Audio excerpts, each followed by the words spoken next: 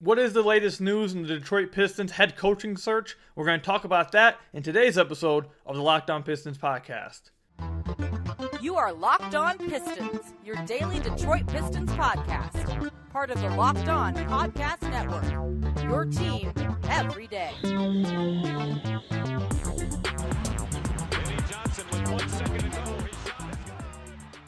What's the deal? Welcome back to another episode of the Locked On Pistons podcast. Per usual, I'm your host, Kuka Hill. You can find me over on Twitter at Kuka Hill. I want to thank you guys for making Locked On Pistons your first listen of every single day. We are free and available on all your podcast platforms. And if you haven't already, head to the YouTube channel at Locked On Pistons. Hit that subscribe button or leave us a 5-star review on whatever podcast platform you're listening to this on. That's another great way to support the podcast. And today's episode is brought to you by Gametime. Download the Gametime app, create an account, and use code LOCKEDONNBA for $20 off your first purchase. Last-minute tickets, lowest price, guaranteed with Gametime. Coming up later on in the podcast, we'll talk about my final big board for the next few weeks. You guys will figure out why in just a moment. And then also, I've seen some Pistons fans talking about trading some of the bigs lately. We'll talk about that, what that could possibly mean for the team. But to start off, we're going to be talking about the latest on the head coaching search. And before we even get into that, I got to let you guys know. So I haven't had a podcast for the last few days. And for a lot of you guys who follow me on Twitter and a lot of you guys who have been following the podcast for a minute, you guys know that my wife is having brain surgery. And with all that going on, it's been very, very stressful. It's been very, very tough. And I just haven't had the energy or the want to record the podcast and talk Pistons because I've had more important priorities going on and taking care of her. So that's why I haven't been recording a podcast the last few days. And when you guys listen to this, by the time you guys listen to this podcast, she will be having surgery at that moment. So the plan is I will be back next week after she's able to come home from the hospital and we can get her set up and she can be all comfortable and she feels a little better. So I'll be able to come back and start recording again next week. So that's the plan right now. I apologize you guys haven't gotten any episodes lately, but I have some stuff going on and I do plan on returning full-time next week, but this is the final episode you guys will be getting for a week, so I'm sorry about that, but I appreciate all of you guys who have reached out and said such kind things too. I appreciate all you guys, but enough of all of that now. Let's get into the latest on the Detroit Pistons coaching search. So again, I'm recording this on May 29th, and the Detroit Pistons still do not have a head coach. At one point it was we'd see a head coach before the lottery. Then it was, we'll find out the head coach after the lottery. It's now been a few weeks since the lottery.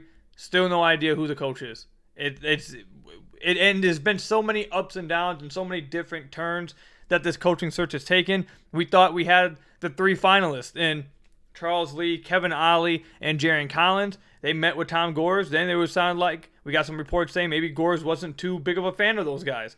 Then potentially the Pistons go after Monty Williams, who was fired by the Phoenix Suns. Turns out Monty Williams may not want to coach this year. Then the Pistons go back to their 3 guys. Now it doesn't even sound like they have 3 guys. The latest we got on that is that it's just Kevin Ollie and Charles Lee who will be meeting. They might have met with them already this week, but will be meeting again with Tom Gores. That was another one of the latest reports we got. And as of a few hours ago when I'm recording this, there's a Bleacher Report article now saying, quote, Pistons may not have abandoned all hope in Monty Williams becoming their head coach. Like I said a few minutes ago, according to reports, Monty Williams was really considering just sitting out this year. But apparently there's some within the Pistons that are hoping that he doesn't sit out the year and they can still get him to join the team and become their next head coach. And with that, all I can say is that the Pistons head coaching search right now is just like, it's all over the place. I really don't get I get what's going on, but it's all over the place, man. Because to me, if Tom Gores really liked the candidates that were being brought to him, they would not be still holding out hope for Monty Williams. So that says to me, this is not me telling you guys something I know. This is me just purely speculation based off the things we've been told. If Tom Gores liked the guys that were being interviewed or sent to him, Kevin Ollie, Charles Lee, the Pistons wouldn't, after already finding out that Monty Williams probably isn't interested and wants to sit out the year, they wouldn't still be holding out hope for Monty Williams. They would just go with their guys they're interviewing. So that tells me that Tom Gores must not be a big fan of him. And then if Tom Gores isn't a big fan of him, now it gives me 2 other questions. One, is Tom Gores getting too involved as an owner in basketball stuff? Or are these candidates really not that good And Tom Gores may be giving everyone a solid here. Like maybe Tom Gores is coming to the rescue here. What is it about these guys? Why does it seem like Tom Gores isn't interested in these candidates? Is it about the candidates themselves? Or is it about what the candidates themselves bring with the vision for next year? I know we've talked about a lot on the podcast that if they go with a younger head coach, a first-time head coach, it sounds like maybe they go more development route next year. They don't try to take a big step forward. They're still trying to develop guys and do it organically. Is Tom Gores against that? Is that why it seems like he may not be too interested in these guys? Is that why they're still holding out hope for a Monty Williams, who is a veteran coach who has coached the team to the finals, who has been a coach for a while in the NBA? And hopefully, if you sign a guy like that, you're bringing him in not to lose. You're bringing him in to help take this team to the next level. Is that why they're weighing out on Monty Williams? Who knows? I don't know what's going on with this coaching search. It's been crazy. It's been all over the place. And at this point, I think I said this on the last podcast we recorded, but I'm still of the same thought. And this Bleacher Report article continues to confirm it. Give me just one moment. Where was it? Reports according to Mark Stein, who was formerly at ESPN. You guys know who Mark Stein is, NBA reporter. He says that by all accounts, Kevin Ollie has been pushed for the post by general manager Troy Weaver. There's been multiple reports now saying that Kevin Ollie is who Troy Weaver wants. So again, that brings up the question, if it's very clear to everybody that Kevin Ollie is the guy that Troy Weaver wants, why is Kevin Ollie not the guy? Well, somebody must not be a fan of him. Some people must not be too big fans. Tom Gores must not be thrilled with Kevin Ollie. There may be other people within the front office that aren't too thrilled with Kevin Ollie. Because if Kevin Ollie is Troy Weaver's guy and he's the GM and you're letting him go get his guy, he would have hired him by now. But something's holding that back. And what's holding that back? All we have to do is to speculate now. What's holding that back? And I know Kevin Ollie came out with a cryptic Instagram post the other day. I've been out of the loop a little bit. I've been taking a break over these, like I told you guys earlier. I've been taking a break from all this and being with my wife. But I saw that Kevin Ollie posted a cryptic Instagram message basically saying goodbye to Overtime Elite and that he's getting back to doing what he was supposed to do, which makes it sound like that he's going to be the coach of the Pistons or that he's moving on to something else. With him being interviewed and being, everyone knows that he's the favorite of the GM, that makes a lot of people believe that he's going to be the next head coach of the Detroit Pistons. Now, maybe, I've seen some people talk about, maybe they get a head coach and then they bring on Kevin Ollie as a lead assistant. I would have no problems with the Pistons bringing on Kevin Ollie as an assistant. Actually, I think that would be best for Kevin Ollie, for him to actually get to be an assistant coach in the NBA and then try to become an NBA head coach. I think that would be best for him. However, I think I also can see the idea of hiring a head coach and then telling them that the lead assistant behind you is the guy the GM actually wants, is basically telling the head coach that you're a sitting duck and we're waiting for you to make a mistake so we can get the guy I actually want in there. I could see that happening too. So, to be honest, I think this whole situation is just really messy. I don't like it. I just want the Pistons to just let Troy Weaver get his guy. But I don't like how this has all went. I really don't. I think it's been really messy, and it's left a lot to, speculate about. It's been a lot of reports contradicting each other, I feel like. It's just been... It shouldn't be this hard. It shouldn't be this hard, and it shouldn't have been this messy, in my opinion. So, hopefully, when I come back next week, and my wife's all feeling a little bit better, I can start recording again and feel good about it. Hopefully by then the Pistons have a head coach and everything's settled down and we know what's going on. We know the direction of this team. So hopefully that's the idea for me. That's the hope for me that I have for this team and what's going on. So I guess I'll leave this with you guys. Has this coaching search concerned you guys, how it's been handled? The things that are being said about it? All the things we just talked about. Has this concerned you guys with the head coaching search? Let me know in the comment section down below or over on Twitter at Kuka Hill. When we come back, I want to talk about the big board that I have going in for the rest of the week. When I come back, we'll get right back into diving into some prospects for the number 5 overall pick with the NBA draft just under a month away. It's coming up soon, man. It's crazy. But I want to leave you guys with who I am highest on for the Pistons at 5 at this time. But first, I've got to tell you guys about one of our sponsors, Gametime. Buying tickets to your favorite events shouldn't be stressful. Gametime is the fast and easy way to buy tickets for all the sports, music, comedy, and theater near you. With killer deals on last-minute tickets and their best price guarantee, you can stop stressing over the tickets and start getting hyped for the fun that you will have. Forget planning months in advance. Gametime has deals on tickets right up to the day of the event. Get exclusive flash deals on tickets for football, basketball, baseball, concerts, comedy, theater, and more. The Gametime guarantee means you'll always get the best price. If you find tickets in the same section and enroll for less, Gametime will credit you with 110% of the difference. Get images of your seat before you buy so you know exactly what to expect when you arrive. Buying tickets in a matter of seconds, 2 taps and you're set. Tickets are sent directly to your phone, so you don't have to go digging through your email. I know I have like 500 emails that we all just, let stack up. We don't go through them all. Then when you get the tickets, you have to go through all the emails, try to find it. You don't have to worry about that with Gametime. They get sent directly to your phone, so you don't have to worry about all that. So download the Gametime app, create an account, and use code LOCKEDONNBA for $20 off your first purchase. Terms apply. Again, create an account and redeem code LOCKEDONNBA for $20 off. Download Gametime today. Last minute tickets, lowest price, guaranteed with Gametime. So I want to thank you guys again for making Locked On Pistons your first listen of every single day. We are free and available on all your podcast platforms. If you haven't already, head to the YouTube channel at Locked On Pistons, hit that subscribe button, or leave us a 5-star review on whatever podcast platform you're listening to this on. That's another great way to support the podcast. All right, so the NBA draft is under a month away. It's coming fast. The off season officially starting is getting here real quickly. These playoffs have been super fun, but we're already almost to the finals. We're one game away from the NBA finals. I feel like this time just moves by so fast. It's crazy. But obviously the draft lottery has happened, and the Pistons fell to 5. And we've been talking about over the last week and a half or so, about who the Pistons could be looking at 5. And again, before I leave, I'm going to be gone for a week. I want to leave you guys with how I'm feeling at this time about prospects at 5 for the Detroit Pistons. So this is assuming, again, I told you guys this recently on the last podcast, but I'm assuming that the top 4 will have some of these guys gone. All 4 of these guys will be gone. I don't know what team they'll go to, but I think all 4 of these guys will be gone. Victor Wembanyama, Scoot Henderson, Brandon Miller, and Asar Thompson. I think all 4 of those guys will be gone, and then the Pistons will be at 5. So I'm going to continue to operate under that. It's always possible that a guy can drop. So if Amen were to drop to 5, he's the home run hit for me at 5. So if he were to drop, take him. Obviously, if Scoot were to drop it to 5, take him. I don't think I'd take Brandon Miller if he were to drop to 5. And it sounds like some stuff I've been reading over the last few days. Brandon Miller may be dropping. So maybe he does drop to 5 and the Pistons are super high on him. They take him. But it sounds like Brandon Miller might be dropping. But who knows? Anyways, some prospects that I'm really high on right now for the Pistons at 5. And over this next week while I'm gone, I really would like you guys, everyone who listens to the podcast, all the Pistons fans out there, to check out these guys and then get back to me about how you feel about them and maybe some other prospects that you're a little bit higher on. So right now I have a 5-guy board for the Pistons at 5. And also I guess I should go ahead and say this.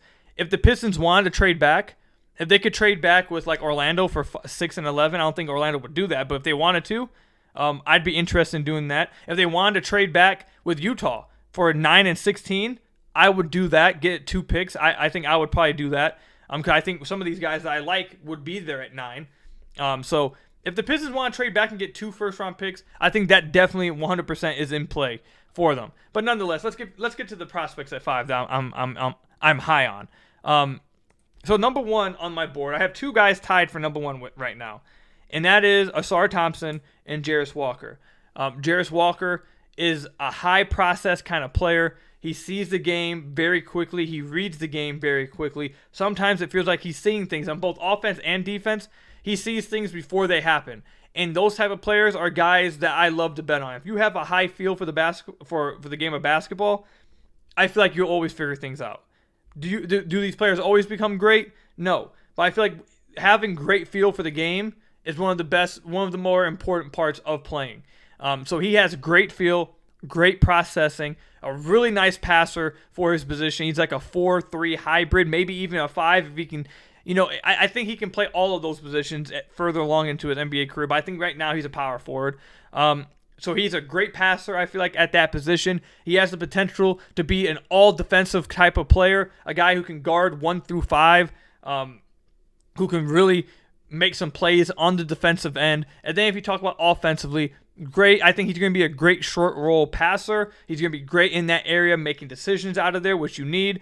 And his 3-point shooting, his outside shot, is coming around. This is a dude who didn't shoot many threes at all in high school and then came to college and was shooting, I believe, let me make sure I have the number right here. Yes. He shot close to 35%, 34.7% on 2.8 attempts a game.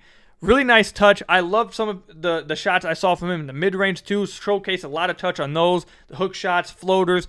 Has really nice touch. So that would make you believe that the three-point shot that he had at college will translate to the NBA. The one area that maybe would bring you pause about that is, one, it is still a relatively small sample size, so there could be high variance to it.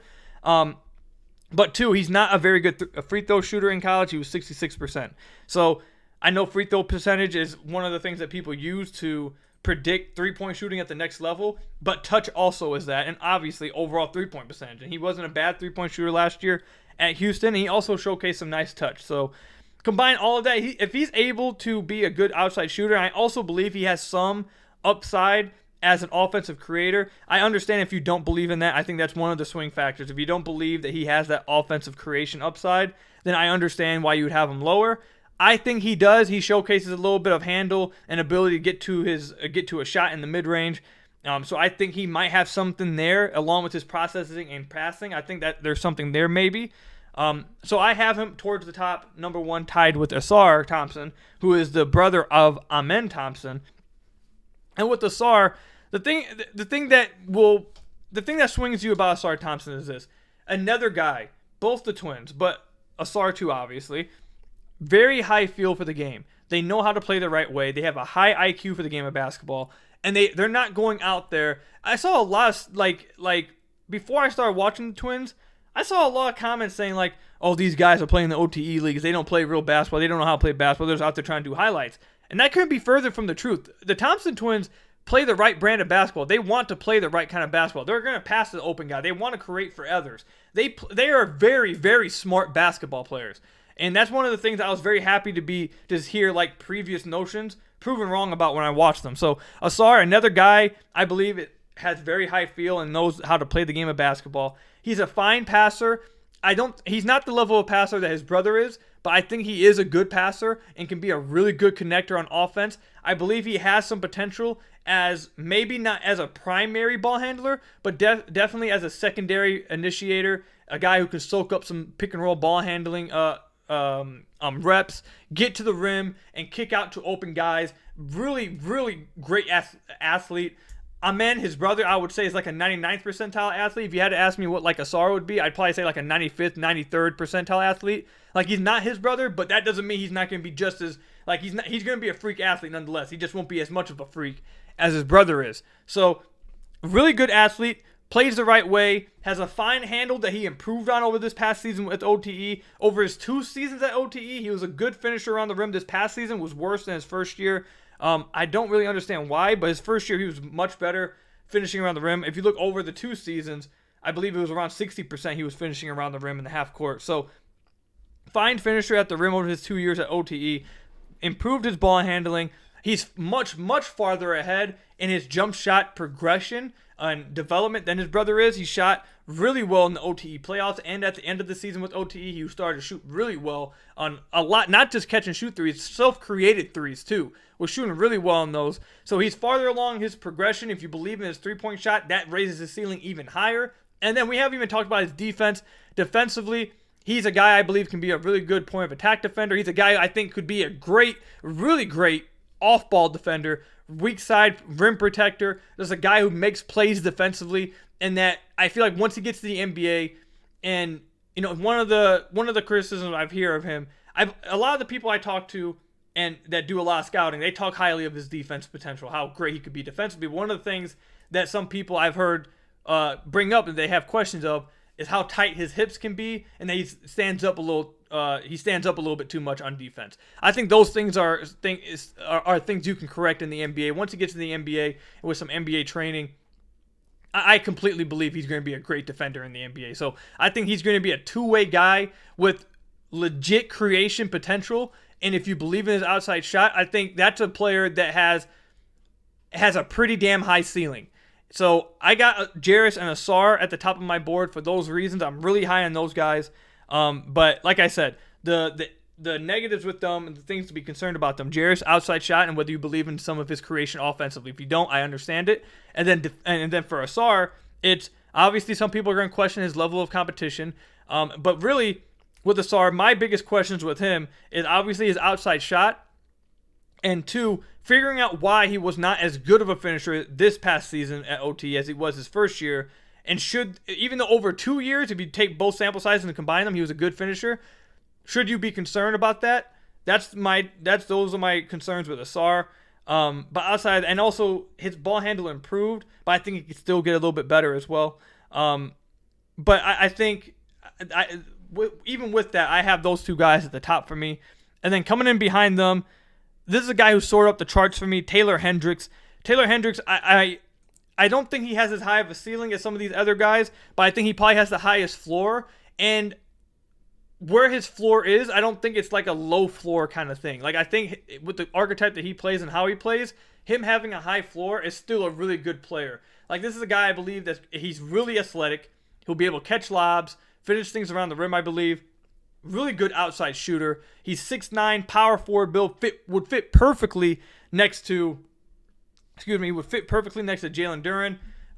Outside shooter, can weak side rim protection, really fine defender on that end too. I think the only thing with Taylor Hendricks is that I don't see a lot of people that believe in some of his own creation upside. Like, he's a guy you don't expect that's going to get to the next level and is going to be taking guys off the dribble, doing stuff, creating his own shot or whatever. This is a guy who's going to be setting screens, pick and popping, setting screens, rolling to the rim, maybe finishing off a dunk, finishing off an alley-oop. Defensively, will play the right defense, rotate, will protect the rim, will stay in front of his guy. Like, he's going to play his role, but you expect him to play his role really well, and I really like that. I think he fits perfectly next to Jalen Duren, so that's why he's risen up the ranks for me. And then obviously you got Cam Whitmore, who is a guy that a lot of Pistons fans seem to be really liking. I see a lot of people comparing him to Miles Bridges, a super, super athletic dude, big, strong guy. He drives to the rim, knocks people off of him. It's like bowling balls, like it's bowling balls going up against some pins. He's just knocking people off of him. He should be able to draw a lot of fouls to the next level. He did improve in his outside shot this past season, but it is a slower release, so he does need to speed that up. But he is a guy who has the potential to just be a flat-out scorer at the next level. I question some of his processing and his ability to make the right decisions. I also think his ball handling needs to be improved. And if you're a flat-out scorer and you need the ball in your hands to score, I need you to have a certain level of processing and decision-making to trust you with the ball in your hands. And I have concerns about that, which is why he's a little lower for me. But if the Pistons were to select him, I'd be fine with that too. So those are the guys I'm rocking with right now for the Detroit Pistons. Or if there are some other guys that you guys feel like I should be higher on or should be looking at, let me know. And then also let me know how you guys feel about the guys I mentioned. Go check them out if you haven't already. Watch some tape on them and then come back to me. Comment down below. Let me know what you guys think about these guys. Again, you can comment that in the comment section down below or over on Twitter at KukaHill. Coming back, we'll talk about, are the Pistons going to be trading some of their bigs? We're going to talk about that when we come back. But first, you guys got to hear from some of our lovely sponsors. So I want to thank you guys again for making Locked On Pistons your first listen of every single day. We're free and available on all your podcast platforms. If you haven't already, head to the YouTube channel at Locked On Pistons. Hit that subscribe button or leave us a 5-star review on whatever podcast platform you're listening to this on. That's another great way to support the podcast. Last segment. I'm just tell you guys again, I'm going to be gone for a week. I'm going to be gone for a minute. Need to be with my wife during her recovery. During her recovery process. And I'll be back. I'll be back in a week. So, appreciate you guys supporting the podcast. Appreciate you guys sticking around. And again, yeah, I'll be back in a week. But during these last few days when I've taken a break and I've been with my wife, I check Twitter every now and then. I haven't been tweeting on there. I haven't really been on there. But when I've been like in the hospital room, she's back with her MRI or whatever, I'm just like, you know what, whatever. Let's go through Twitter, see what is going on with the Pistons fans today. Is there any news or anything? And one of the things I saw the last few days were some Pistons fans freaking out because apparently Marvin Bagley and Isaiah Stewart wiped their Instagram of like Pistons related content, like of them in Pistons jerseys, of them doing Pistons stuff. Like they wiped it off their Instagram. And now Pistons fans are freaking out like, oh God, are they traded? Are they mad? Like what's going on? Is it because they got traded? Like what's going on? So I'm not going to dive into that. I'm not going to dive into just because they deleted some social media pictures that they're traded. I'm not going to get into that. But I thought that would be a good way to segue into, are the Pistons going to be trading some of their bigs this offseason? And I think my answer as of right now is, yeah, you have to trade some of them. Like, I don't see how you can keep all of them on the roster when the guy you're probably going to be drafting at 5, or if you trade back or whatever, they're probably going to be a forward, a guy who plays a lot of minutes at the 4 position. So it's going to get even more crowded. And you guys have seen, like, we've talked about this on the podcast a ton. The main targets that we've had for the Pistons this offseason in free agency have been 4s. So if the Pistons sign people in free agency, it's likely going to be another wing or another 4. So this front court is going to continue to get crowded. Like, it's just going to continue to happen. And there's guys in this front court right now that have to go. Like, you just have to clear room. You can't have 7, 8 front court dudes that can only play the 5 and 4 position. It's not going to happen. And at a certain point, you do have to start picking guys as a priority. You can't have 6 different power forward centers that you're trying to prioritize developing. Like, at some point, you have to pick one. You have to pick some of these guys. And it's not going to be Duren that leaves. It's not going to be whoever they draft. So that leaves James Wiseman, Isaiah Stewart, and Marvin Bagley. And I think the most likely one to be traded, obviously, I think all of us would agree, is Marvin Bagley. He's on a $13 million contract for the next 2 years, fully guaranteed. I think he's probably the least... I think he's probably the lowest on the list when it comes to priority for the Detroit Pistons. Stu is younger. They seem to like Stu more.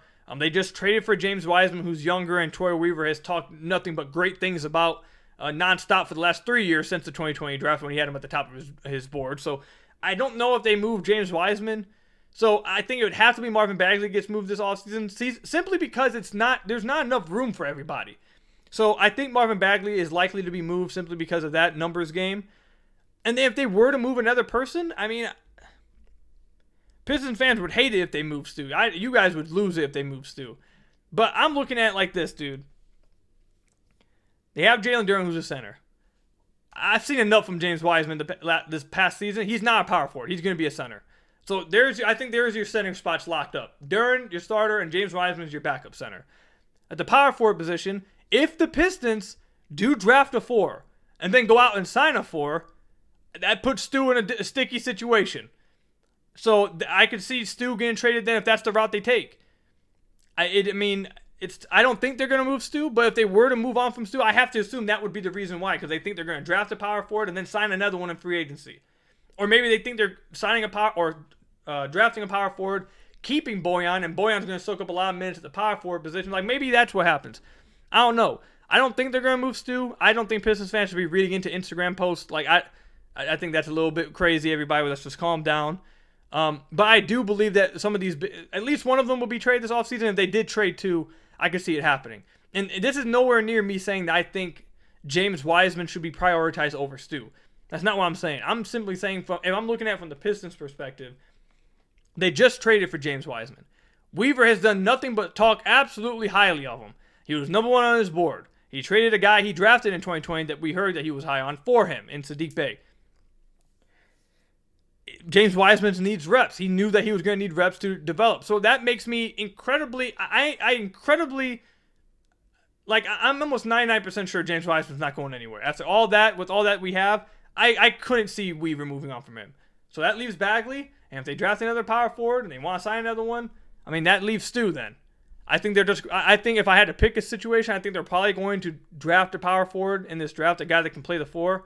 And then Stu's going to be the backup 4, or they draft like a Cam Whitmore, play him at the 3, and then sign a starting power forward in free agency. Or maybe they go Cam Whitmore at 3, Bojan at 4, and then the backup unit will be Livers and Stu at 3 and 4. Maybe that's what they do. So I don't think Stu's being traded, but I don't think it's out of the realm of possibility that 2 of those 3 guys that we mentioned will be traded this offseason, simply because it's a numbers game. You can't have 7 of them. So it is what it is. Let me know what you guys think about that in the comment section down below, or over on Twitter at Kuka Hill. That's all I've got for you guys today. Again, I will be gone for the next week. I will be back next week. Hopefully the Detroit Pistons have a head coach by then, and we can talk about that and what they can bring. Or at least we have some kind of updated real news in the head coaching search instead of just more reports that the Pistons may not like their candidates or something like that. Like, can we get something like serious here? So that's the hope there. I want to I appreciate all of you guys who have reached out and said such nice things to us and said that you guys are praying for us, keeping us in your thoughts and everything. I appreciate all of that. Again, I'll be back in a week. I'll see you guys then. I hope you guys enjoyed today's episode. Hit that subscribe button to the YouTube channel. Leave us a 5-star review on whatever podcast platform you're listening to this on. Until next time, I'll see you guys next week. Stay safe out there. Enjoy these playoffs. Don't freak out too crazy over some Instagram posts, man. Everyone just let's all relax, and hopefully by the time I come back, you guys haven't burnt everything to the ground. I'll see you guys later. Go Pistons. Stay safe. Peace out.